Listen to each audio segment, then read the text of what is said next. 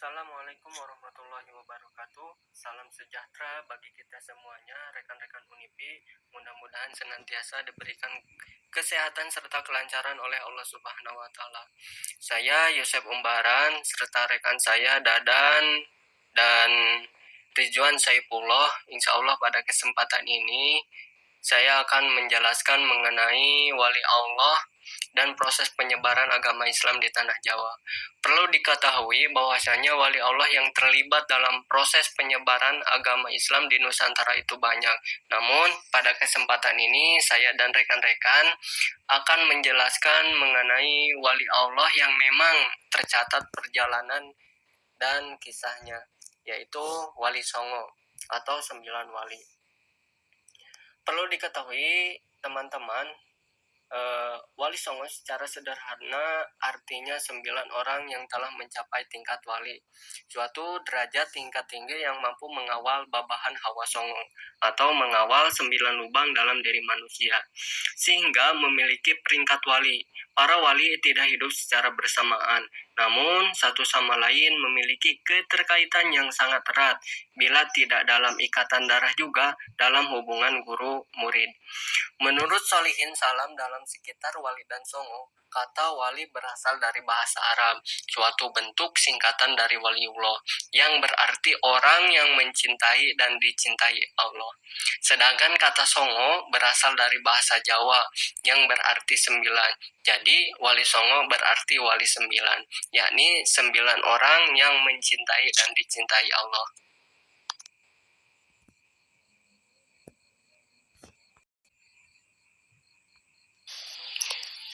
Yang selanjutnya tokoh-tokoh Wali Songo. Yang pertama Sunan Gresik atau Syekh Maulana Malik Ibrahim.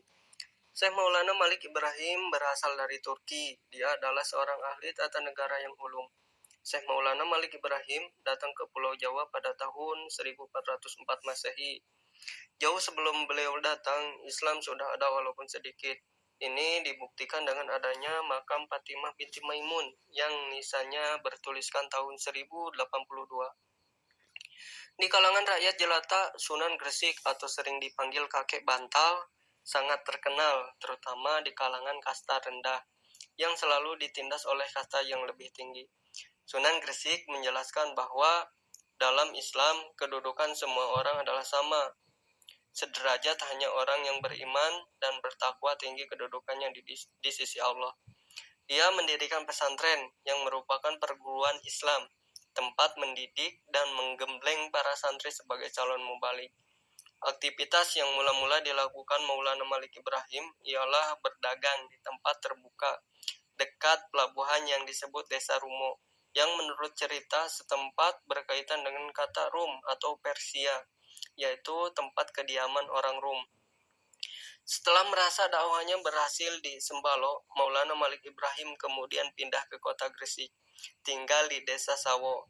Setelah itu, ia datang ke Kutaraja Majapahit, menghadap raja dan mendakwahkan agama Islam kepada raja. Namun, Raja Majapahit belum mau masuk Islam, tetapi menerimanya dan kemudian menganugerahinya sebidang tanah di pinggiran kota Gresik, yang belakangan dikenal dengan nama Desa Gapura. Di Desa Gapura itulah Maulana Malik Ibrahim membuka pesantren untuk mendidik kader-kader pemimpin umat dan penyebar Islam yang diharapkan dapat melanjutkan misinya. Di Gresik, beliau juga memberikan pengarahan agar tingkat kehidupan rakyat Gresik semakin meningkat. Beliau memiliki gagasan mengalirkan air dari gunung untuk mengairi sawah dan ladang.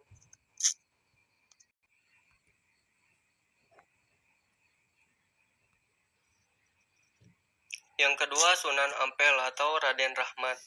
Raden Rahmat adalah putra Syekh Maulana Malik Ibrahim dari istrinya bernama Dewi Chandrawulan. Beliau memulai aktivitasnya dengan mendirikan pesantren di Ampel Denta, dekat dengan Surabaya. Di antara pemuda yang dididik itu tercatat antara lain Raden Paku atau Sunan Giri, Raden Patah atau Sultan pertama Kesultanan Islam Bintoro Demak, Raden Makdum Ibrahim atau putra Sunan Ampel sendiri dan dikenal sebagai Sunan Bonang, Syarifuddin atau Sunan Derajat, dan Maulana Ishaq. Pada awal Islamisasi Pulau Jawa, Sunan Ampel menginginkan agar masyarakat menganut keyakinan yang murni. Ia tidak setuju bahwa kebiasaan masyarakat seperti kenduri, selamatan, sesaji, dan sebagainya tetap hidup dalam sistem sosiokultural masyarakat yang telah memeluk agama Islam. Namun, wali-wali yang lain berpendapat bahwa untuk sementara semua kebiasaan tersebut harus dibiarkan karena masyarakat sulit meninggalkannya secara serentak. Akhirnya, Sunan Ampel menghargainya. Hal tersebut terlihat dari persetujuannya ketika Sunan Kalijaga dalam usahanya menarik penganut Hindu dan Buddha mengusulkan agar adat istiadat Jawa itulah yang diberi warna Islam. Pengaruh dakwah Islam Sunan Ampel beserta putra, saudara, menantu, kemenakan, kerabat, dan murid-muridnya yang tersebar di berbagai tempat tidak diragukan lagi telah memberikan kontribusi tidak kecil bagi terjadinya perubahan sosio-kultural religius pada masyarakat yang sebelumnya mengikuti adat dan tradisi keagamaan Majapahit yang terpengaruh Hindu-Buddha dan Kapitayan. Dalam kebiasaan hidup sehari-hari, misalnya orang-orang Campa lazim memanggil ibunya dengan sebutan Mak, sedangkan orang-orang Majapahit menyebut ibu dengan sebutan Ina, Ira, Raina atau ibu.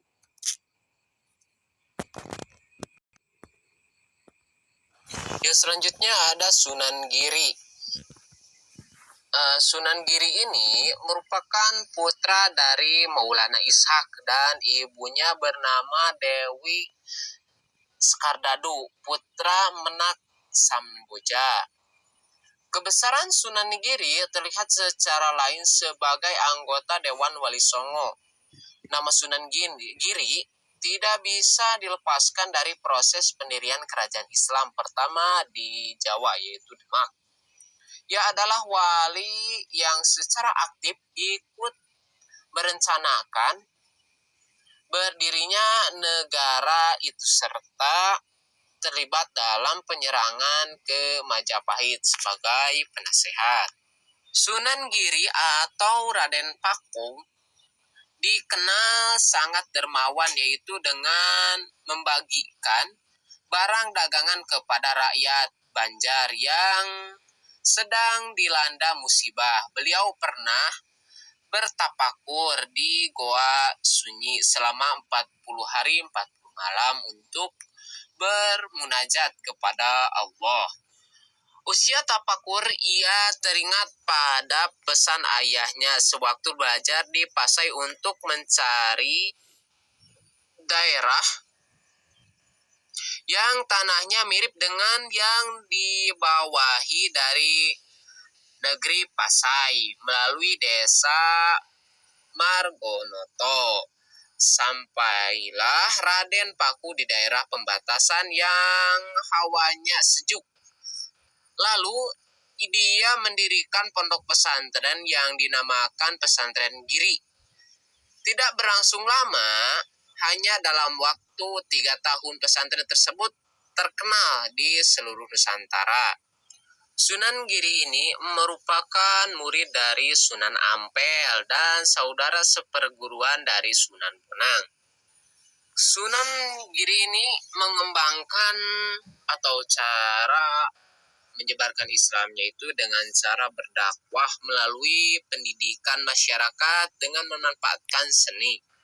Seni tersebut pertunjukan yang sangat menarik minat masyarakat Sunan Giri. Tidak saja dikenal sebagai pencipta tembang-tembang dolanan anak-anak, tembang tengahan dengan metrum, asmarandana, dan pucung yang sangat digemari masyarakat, melainkan telah pula melakukan perubahan reformatif atau seni pertunjukan wayang. Ada juga hiasan-hiasan wayang seperti kelat bahu, gelang hias di pangkalengan dalam arti. Ada juga gelang, keroncong atau dalam arti gelang kaki.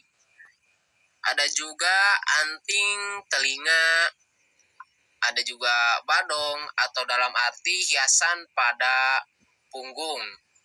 Ada juga jamang dalam arti hiasan kepala dan lain-lain.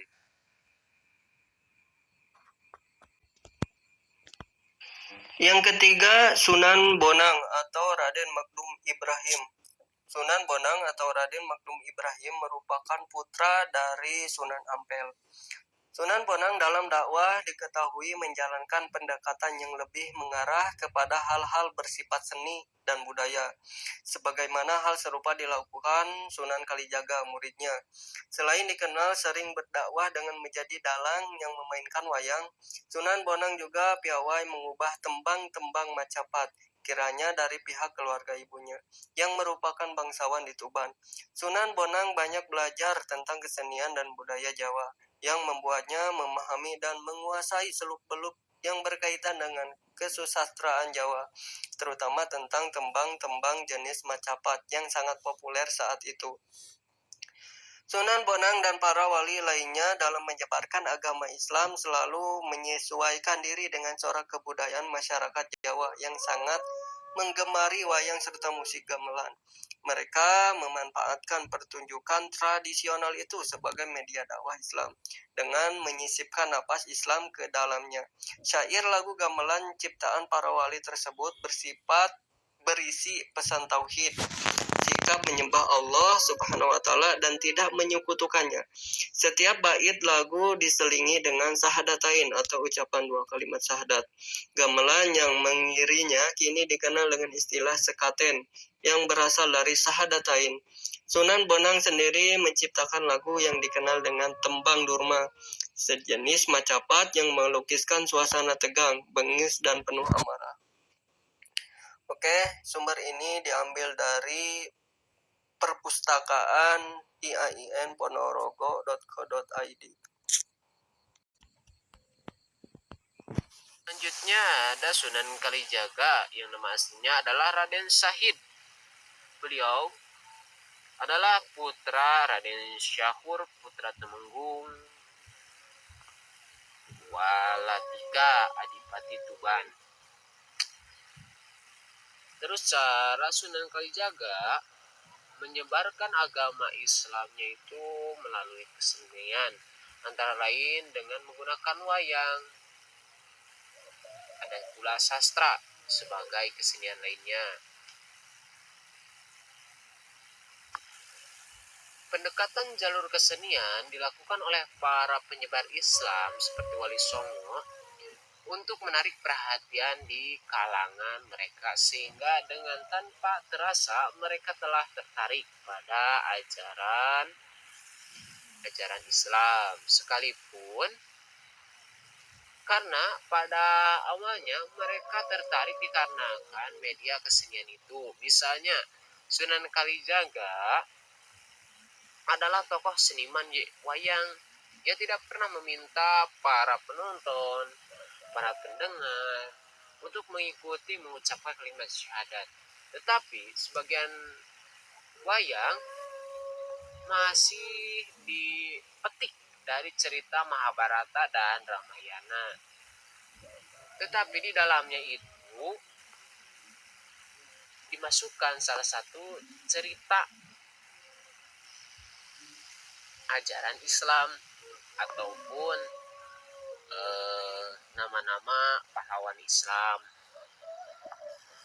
Yang selanjutnya, di mana sih atau kapan Sunan Kalijaga itu wafat?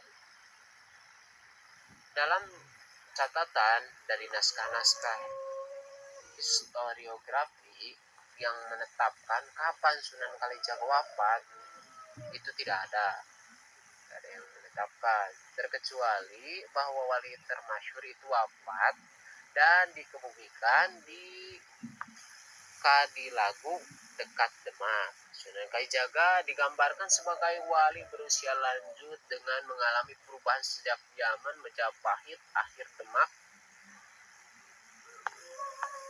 Demak panjang hingga masa awal Mataram.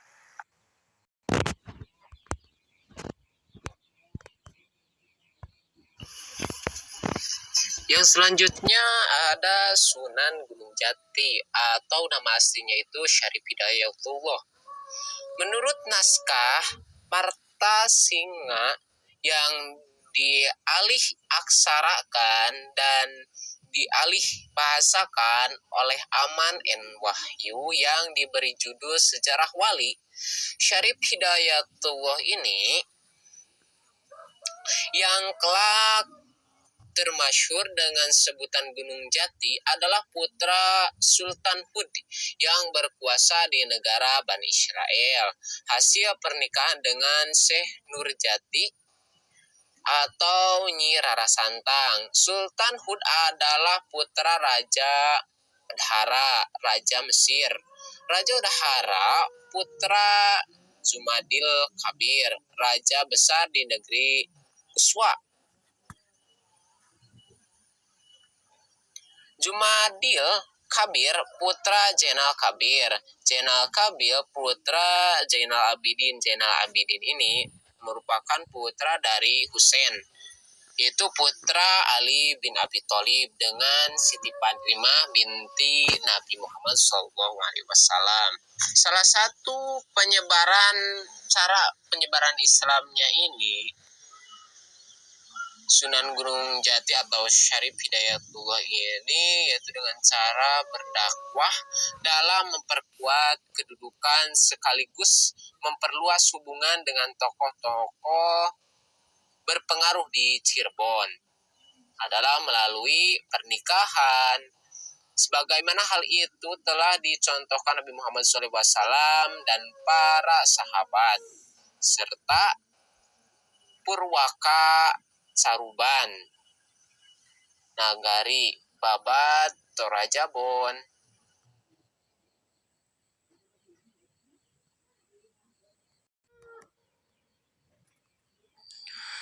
Selanjutnya ada Sunan Derajat atau memiliki nama asli Raden Kosim, yang mana Raden Kosim ini merupakan saudara dari Sunan Bonang atau putra dari Sunan Ampel, yang kemudian Raden Kosim ini dikenal oleh seluruh masyarakat tanah air sebagai Sunan Derajat.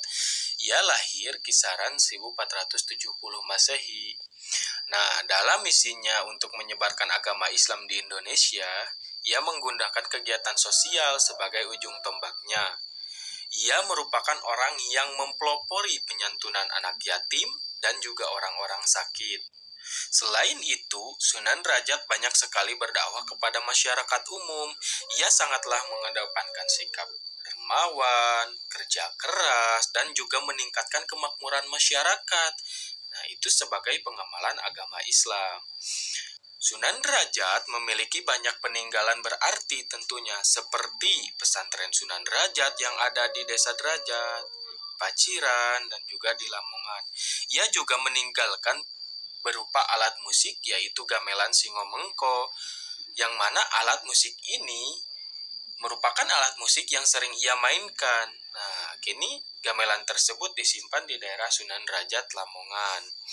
Menurut kepercayaan masyarakat, ia meninggal kisaran 1522 Masehi, yaitu di Kecamatan Pacitan, dan dimakamkan di sana.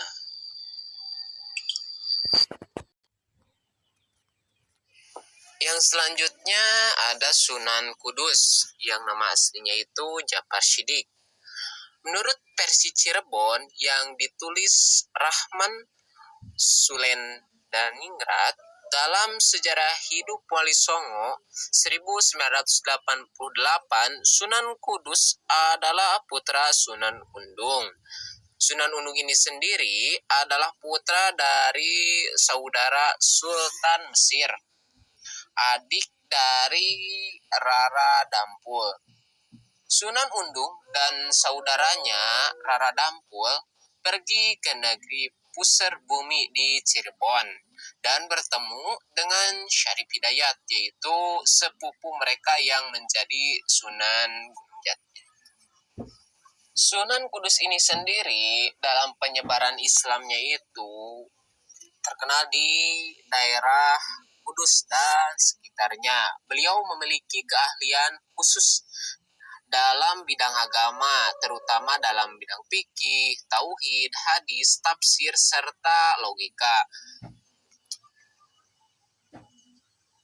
Karena itulah di antara Wali Songo hanya ia yang mendapat julukan Wali Al-Alim. Itu dalam arti wali yang luas ilmunya. Dan karena keluasan ilmunya sendiri, ia didatangi oleh banyak penuntut ilmu dari berbagai daerah di Nusantara. Dan ada pula cerita yang mengatakan bahwa Sunan Kudus ini pernah belajar di Baitul Maqdis, Palestina, dan pernah berjasa memberantas penyakit yang menelan banyak korban di Palestina. Atas jasanya itu, pemerintah Palestina diberi ijazah wilayah daerah kekuasaan di Palestina. Namun, Sunan Kudus mengharapkan hadiah tersebut dipindahkan ke Pulau Jawa, dan oleh Amir, penguasa setempat, pemerintahan itu dikabulkan. Sekembalinya ke Jawa, ia mendirikan masjid di daerah Loran tahun 1549. Masjid itu diberi nama Masjid Al-Aqsa atau Al-Manar, dalam arti Masjid Menara Kudus, dan daerah sekitarnya diganti dengan nama Kudus, diambil dari nama sebuah kota di Palestina, Al-Qudus. Sunan Kudus ini cara menyebarkan Islamnya itu dengan cara berdakwah. Ada pula cara-cara berdakwah Sunan Kudus ini adalah yang pertama itu strategi pendekatan kepada masa dengan jalan, itu memberikan adat istiadat lama yang sulit diubah, menghindarkan konfrontasi secara langsung dengan dalam menyiarkan agama Islam. Yang selanjutnya, merangkul masyarakat Hindu seperti larangan menyembelih sapi, karena dalam agama Hindu sapi adalah binatang suci yang keramat. Yang selanjutnya ada merangkul masyarakat Buddha. Selain itu juga Sunan Kudus ini itu mengajarkan penyempurna alat-alat pertukangan, kerajinan emas, pendek besi, membuat keris, pusaka, dan mengajarkan hukum-hukum agama yang tegas. Nah, Sunan Kudus ini diperkirakan wafat pada tahun 1550 Masehi dan dimakamkan di Kudus, di pintu makam Kanjeng Sunan Kudus. Terukir kalimat Asmaul Husna yang berangka tahun 1296 Hijriah atau 1878 Masehi.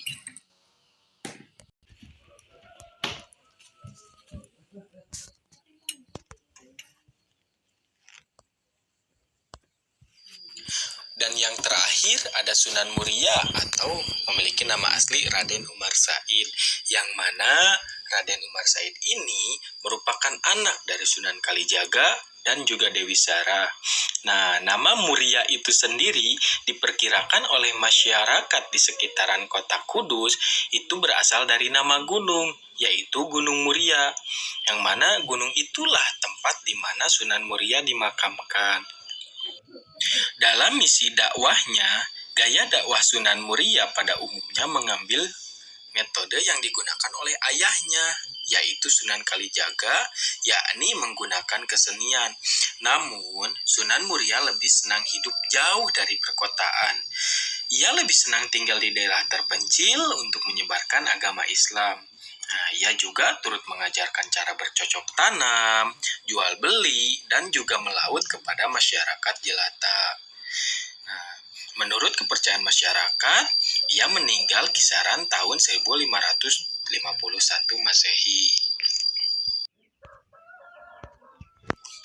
Sebelum ditutup pembahasan ini, perlu kita ketahui bahwa ternyata penyebaran agama Islam di Nusantara, khususnya di Tanah Jawa, itu tidak hanya dilakukan oleh kesembilan wali ini saja, atau kita kenal dengan Wali Songo, melainkan banyak wali-wali Allah yang lainnya yang menyebarkan agama Islam. Namun, wali-wali yang lain ini tentunya bersifat lokal, tidak sampai terkenal ke seluruh Nusantara pada waktu itu. Seperti bisa kita ambil contoh, salah satunya yaitu Syekh Abdul Muhyi yang makamnya berada di Pamijahan.